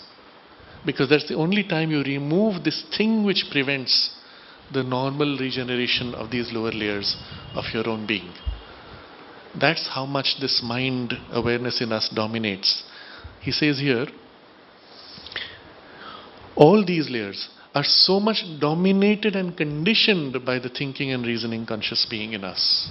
Conditioning of the thinking being goes all the way down, and its domination, to the extent that those parts cannot be anymore what they were. And this conditioning process itself was begun in the animal evolution long before we have come to the human. That's why higher animals also cannot regenerate the same way. This conditioning goes to such a degree that, we have mentioned this before, under hypnosis, you can actually, by putting a suggestion on the mind, affect the body's health, healing processes, and even make it appear to have injuries or heal injuries rapidly. What is hypnosis doing? Again, removing the surface layer of the mind and talking directly to the lower layers of your mind, inner and subliminal layers of your consciousness, where the capacity is there. So, going down to the plant layer, we have referred to, going down to the material layer of so-called inanimate matter, we have no sensation even. We're totally unconscious of the gross body's tissue itself, unless the nervous system gives us a sensation, and the sensation it gives is not of the cells themselves or the chemicals within the cells, which to us are totally unconscious, or even we will say inconscient. That's why in the way the body is formed, the bones, which represent the hardest and which are literally made of pure minerals, though organic in form, those bones represent the inconscient of the full spectrum of our being. Subconscious is the plant layer, and then semi-conscious is the lower animal layer. Self-conscious is this, which is dominating and reasoning and thinking. And we are, he says, we are unable to perceive in their own terms what these parts of us are doing. It means we are able to perceive. I can see, oh, my hand is grown. I'm able to see the cut has healed. That's perception, isn't it? My mind is seeing it, but not in its terms. You do not know what the tissue feels like when it is healing. You do not know what the tissue feels like when it has healed. So in its terms, in its consciousness, you do not know. You see only like a third-person observer what is the outcome of what is happening in these layers. Suddenly I'm feeling queasy in my stomach. Where did that come from? And I go back. Oh yeah, it started ever since I got that phone call. And after that I now notice there's a queasiness in my stomach from some fear, from some insecurity, whatever it is. But I'm seeing it as a third-party objective observer, as if it's someone else's body. If I was conscious on those levels, I would feel how the thoughts disturb my emotions, disturb the balance of my energies, moving down to the belly, and there it started affecting, tensed my muscles, affected certain digestive processes because of the tension of the muscles and the lack or excess release of certain juices, which led to the loose bowel movement, whatever it is. I would be conscious of the full chain. Again, what it means is, as we grow in consciousness of ourselves, not only our mind, but especially life force and the body consciousness, this penetrating awareness can go down all the way to those things, and we will feel those things, even down eventually to the cellular consciousness. And we can feel the cells in themselves as the cells feel to themselves, to other cells, to the body. And if we can enter them in consciousness, we can awaken in them a spiritual aspiration of which they are currently unaware. And this was part of the work that the mother had to do. But now it makes sense that this is possible.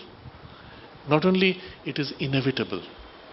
As our consciousness grows and deepens all the way down, if we choose to develop that. Or we could simply say, body, I will discard anyway, no problem. I just turn upwards and develop the upper layers. But if our goal is to manifest in and through the body our higher divine potential, then that descending must go down into these layers eventually. Not now, we are perhaps not yet ready, but when we attain to a higher power, we must bring that into these lower parts and awaken and even change their working. What would that mean? Remember, the plant layer in us or the animal layer in us is operating by the instinct developed through evolution of the reptilian and other limbic layers. But when this consciousness enters and it becomes conscious, those instincts are your free choice.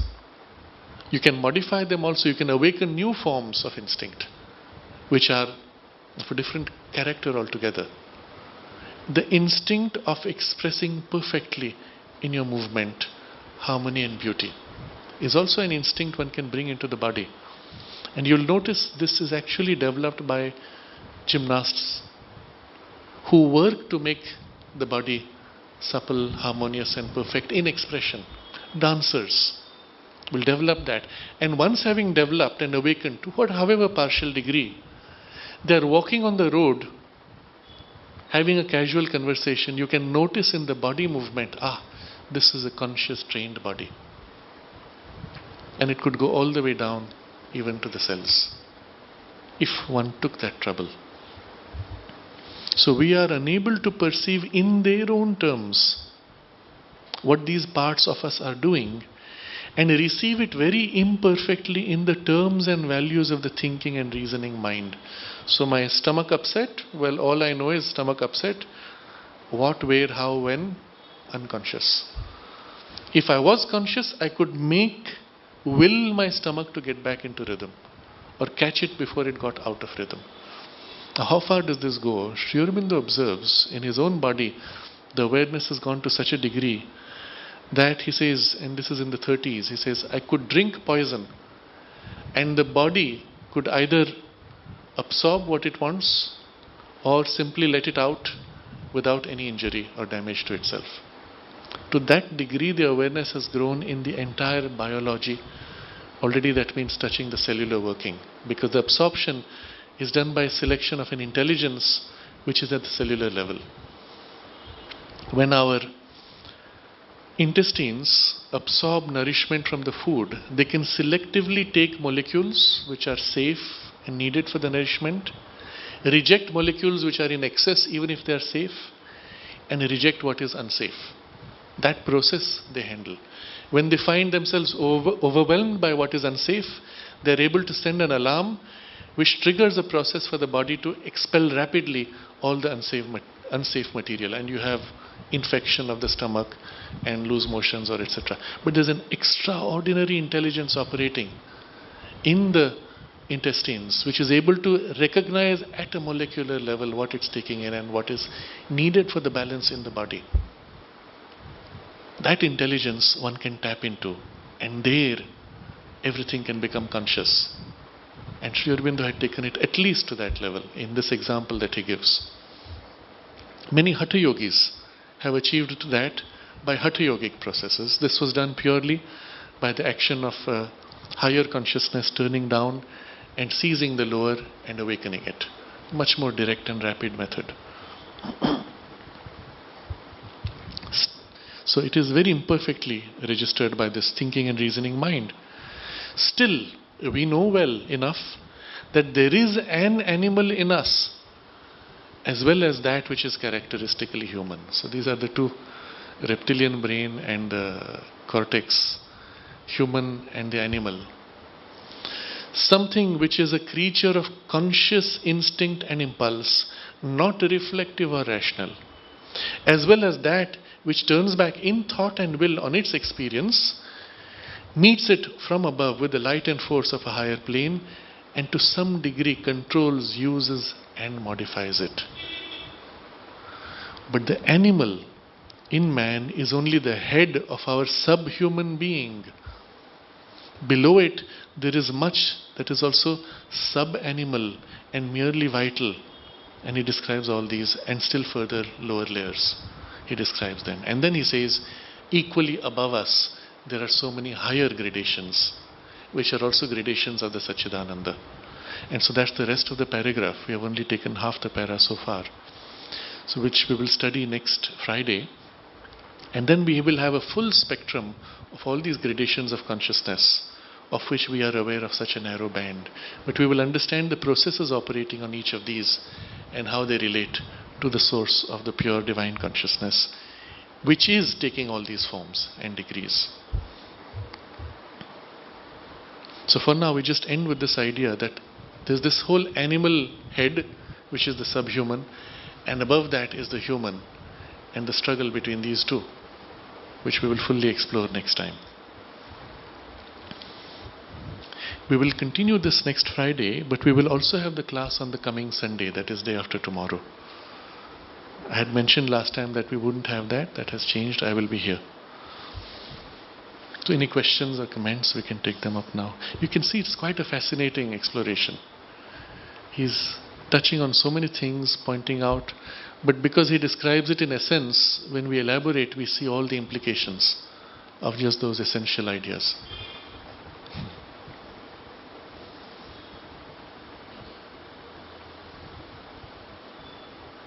And then he later explains, because there are so many different layers in us, all the levels of evolution are contained in us. Therefore, we have this huge struggle and confusion. Because each of those levels is trying to do what it developed in its evolution. And right on top is the self-aware conscious being, who can not only look down and deal with these lower layers, it can also consciously look up and open to the higher layers. It's the link point. And that's what makes for all the extraordinary possibilities of the human being. Until this emerges, which is able to consciously look up and down, modify the lower and open to the higher and link them, the spiritual possibilities are still latent. When this happens, then suddenly everything opens up.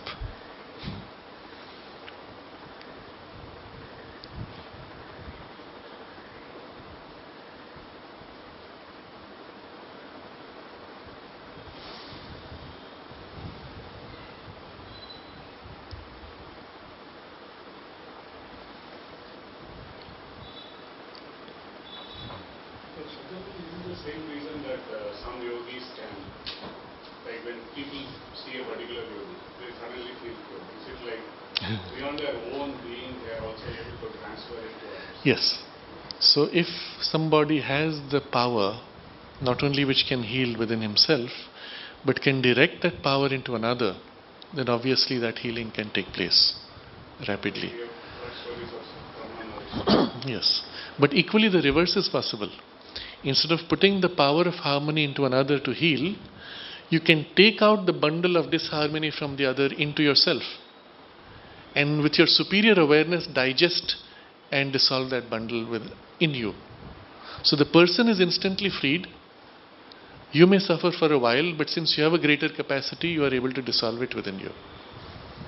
Both ways are possible to assist.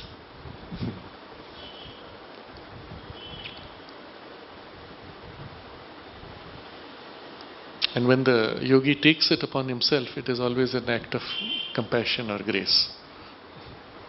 Yes. In the past, mankind, was basically busy with war and just warfare and whatnot, and there's so much conscious things, killing and whatnot. So all this karma produces this person body which has its Yes. and half lives. Yes. Past. Yes. Many cancers are the Sure. result of something that happened in high school. So, how to, if you imagine that the whole mankind is under this sort of Mhm. how to lighten this so that it Yes. can be wise and protected. Kind of like, for me, difficult to imagine because all this, whatever sicknesses or whatever difficult The question is, happening right yes, the question is about all the past karmas which make for the sickness, all the violence and the perversions of humanity which make for the sicknesses of today. How does one ever get free of it?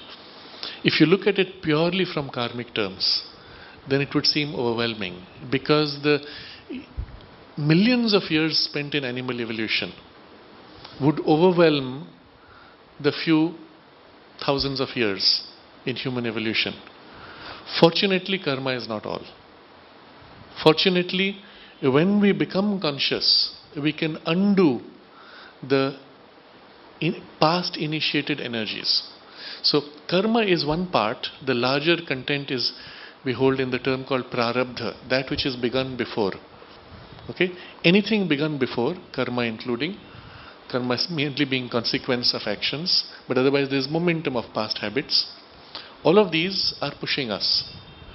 Precisely when we come into our own as conscious self-aware beings, we look back at that push and we can say no and refuse it from a consciousness which is itself not bound to that push. And at that point you are able to already undo that knot to a great extent. To the extent that you are able to push that consciousness of self-awareness and free choice, you are able to free from the old habitual recurrence. Now the force of habit has only a stickiness from repetition. It does not, as a result of long repetition, acquire energy which is more. There's only stickiness which is more. So if you can undo that stickiness of the habit and set a new habit, it's done. It's not like I have to fight 1,000,000 years. I have to fight only the tendency to persist if I don't put something new. And that's why things can change so rapidly. And then if upon that one is able to bring a power greater than your conscious mind, which descending can dissolve or rechannel or undo all these lower forms, then the change is even more rapid.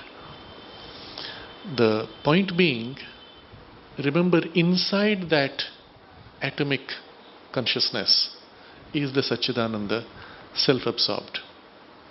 When the descending energy from above touches that which is self-absorbed and awakens it, poof, the habit changes.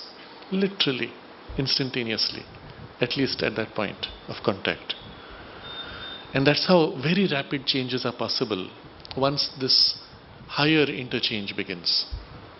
Until then, there's a slow struggle to emerge, but the real stuff begins now. That's why humanity is in this very precarious passage now. The old struggle is complete to a point where you are now self-aware and you can choose. And choose either to go up or to sink down. But there's no in-between.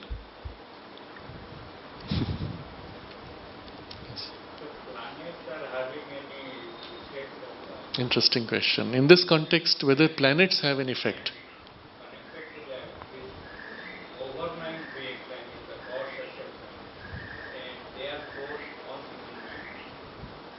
Overmind beings of? Gods, okay, I see, okay. So, yes, help from above can include help from what we call divine beings and overmental and other beings. They can also assist, certainly. There are many places on earth where not divine beings but higher vital beings, and you don't need much for healing. Higher vital beings have established a kind of a force that makes for rapid healing, sometimes miraculous healing. I remember seeing a video of somebody called John of God in Brazil perhaps, where they had people sitting and there were many beings in subtle bodies, vital beings but benevolent, who were working on them to heal and speed up their healing, and he himself would be able to literally with his hands pull out tumors from your body and things like that, which always involved a state of trance involving a being intervening by an occult means. Nothing spiritual is necessary for that, for this kind of intervention, and you can do so much already. But when the spiritual comes, it awakes those parts to the sense of the divine.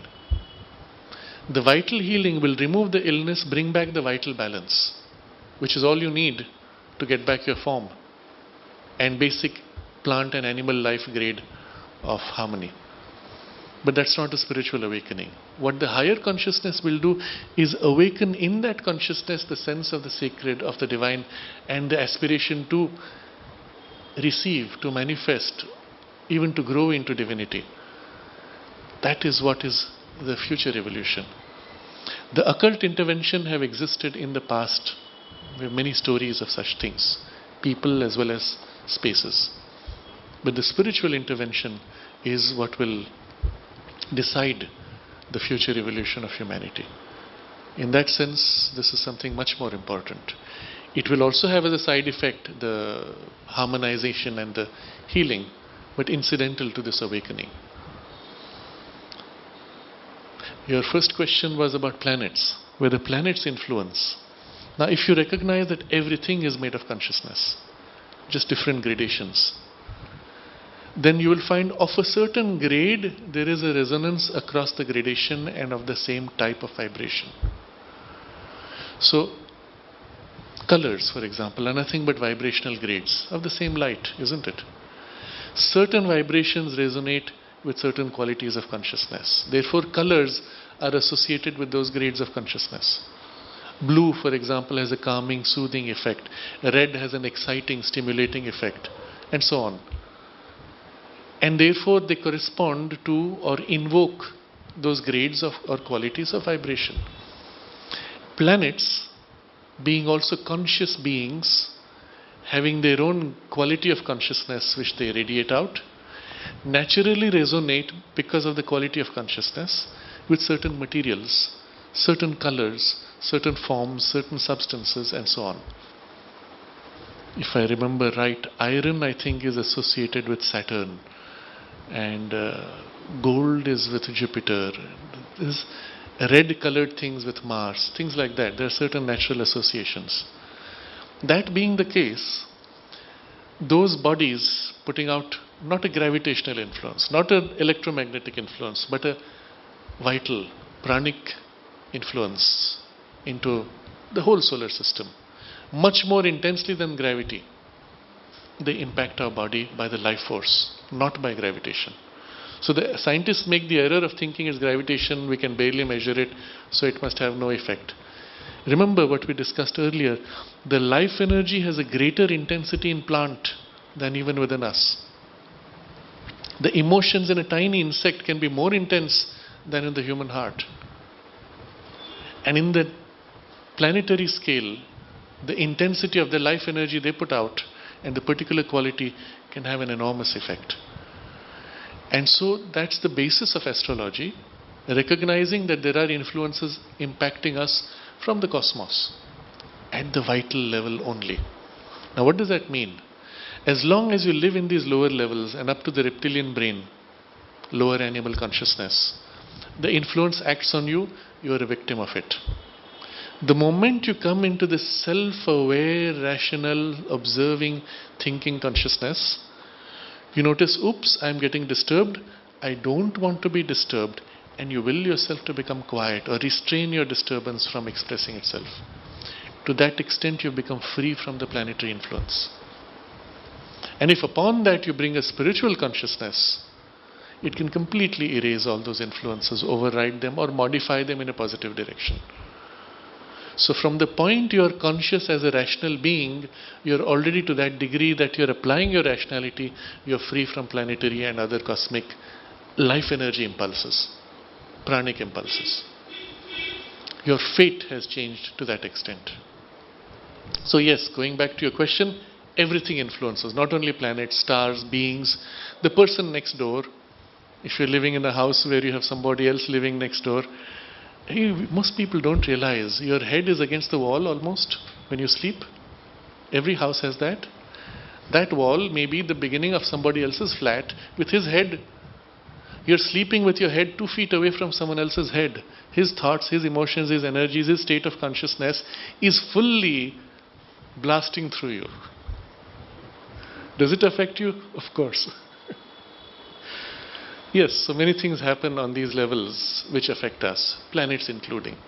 And it's best not to give them too much importance. Mother makes this comment, when you pay attention to them, they also pay attention to you. And their effect on you is amplified. When you ignore, the effect is there, like the humidity is rising, falling, temperature rising, falling. If you ignore it, you're not disturbed. If you start obsessing over it, then those fluctuations affect you and disturb you. The best is if within our whole being, or at least in the layers where we are conscious, we put ourselves in intention at first, exclusively opening to the divine consciousness. And to the extent that we can build that exclusive focus, that acts most intensely in us, modifying, overriding all other influences. And we become free of them, and we begin to live in and by these higher values and this higher consciousness.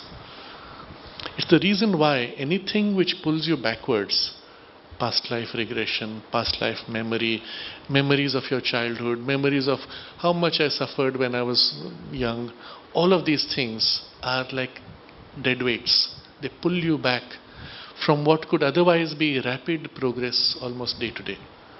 If you put yourself right now, all that I am is given to the Divine Mother. I open myself, invoke and receive only that. And I give myself and all that I am, leaving aside everything of the past, exclusively. At that point you'll find the change and the growth can be extremely rapid. Mm-hmm. Traditional way of his puja and Yes. mantra part of the home. Yes. In a way, everything is helpful. The question is about traditional pujas, mantras, rituals, etc. If it helps you, if it works for you, it's helpful. The question is it the best way to achieve the same result? And if you are able to open yourself to a direct action of the divine consciousness, How to open to the direction? to open to the direct action of the spiritual force by opening your heart and mind in bhakti, in love and devotion to the divine. By what? Opening your heart. In feeling. How to open the heart? Feeling in your heart the love for the mother and giving yourself in an offering. It can take the form of thought and word, or simply be a feeling without words and thoughts. Does not matter.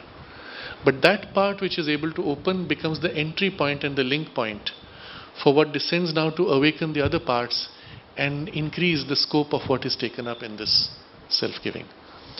To the extent you are able to do this, you will find all the other methods of puja, mantra repetition, etc., to be extremely slow and very poor in result. Literally, you say that would take years to achieve what here you can do within a few days sometimes. Kapali Shastriyar, who was one of the very few disciples who had, perhaps the only one, who had achieved self-realization before he came to Sri Aurobindo, had this to say, that being here, in 6 months he achieved more than he would have by intense tapas for 10 years outside. Intense tapas for 10 years. And we don't even do intense tapas. And he was used to that. 30 years, is it? Okay, I don't remember. But in 6 months that much was achieved. Not experienced, achieved and established. And that's possible in the direct action of the divine consciousness in us, if we can take that as our primary path. There's huge mental noise, right? Yes. So when you start, there are always parts within you which are disturbed, noisy, or even revolting. But the part in you which accepts and wants is your reference.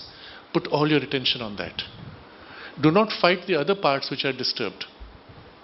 So if for you the heart is the best opening, you open yourself with love for the divine, feeling that love and opening and giving yourself in love. For some people it will be in the mind's awareness. You open your awareness and consecrate, open your mind, and then eventually your heart follows. Either way, wherever you start, the effect of that contact will spread into the other parts and the disturbances will quiet themselves rapidly. And then the rest, of course, may involve some practice. Once you have experienced a silence or a quieting, you make it a habit to remain in that as long as possible and then build a new rhythm. Yes, meditation is just this state of concentration and connection. But whether you do it with eyes closed, whether you do it seated or walking, whether you do it in the midst of work, is irrelevant. It is only this connection you're forming, which is the meditation.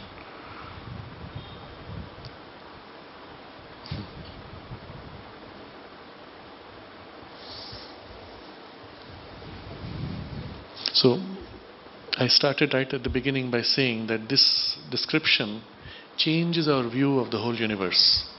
From our very limited, narrow, superficial scientific view, we now see that all things are consciousness and gradations of consciousness, from the inanimate to the animate, all the way through. There is nothing which is not conscious, including planets, including stars, including galaxies, which are conscious spiritual beings. Trees are beings, are people. They are our friends even, but completely different in quality and grade of consciousness. And within us, all those levels are simultaneously existing as a result of the gradations, stages of evolution we have passed through. So we are now literally the entire universe represented in miniature in all levels of consciousness, with all the possibilities associated with all those levels. Miniature microcosmos. Except that within us we are self-aware, which does not exist in the universe in this way. We are integrated all the way from self-aware mind to the body, which does not exist in the universe. There are self-aware mental beings without body in the mental world, but we are integrated all the way down to the gross body. And here now we are able to turn up and connect with the spiritual. And so the whole universe as a conscious being looks to this human life and says, here is my means for the spiritual awakening and for the divinization of the universe itself. It's the most important thing in the universe. That's us and our body and our mind and the core of our aspiration within. The most important thing for which all the billions of years of evolution have struggled. And when you look at it this way, you have to take responsibility for what this means. You cannot waste what this represents as a possibility, as an opportunity. This is what you came for, and this is what you have to fulfill. The rest is only a question of process, sometimes wandering, sometimes detours, but you know this is what matters.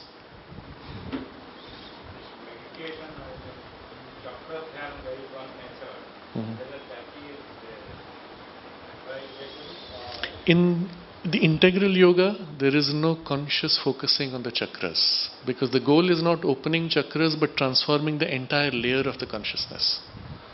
So chakras opening is incidental to the transformation of that layer. That is what is put focus on. But this big picture we can hold in our mind and remind ourselves every morning, if we can, of this sense of the universe and our life in it.